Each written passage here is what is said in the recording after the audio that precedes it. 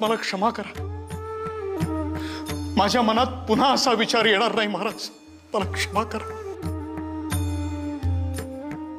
गण गण गणात बोते, गण गण गणात बोते, गण गण गणात बोते। महाराज, आपली कोणती सेवा करू म्हणता मी? सेवा? बोल भास्करा, कोणती सेवा करावीशी वाटते तुला? महाराज, आपणासाठी मी जेवण आणू?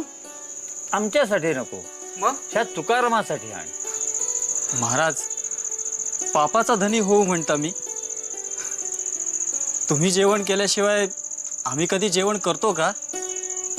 भास्कर आणि तुकारामानंतर हा तिसरा कृष्णाजी पाटील आपल्या सेवेत सज्ज आहे महाराज।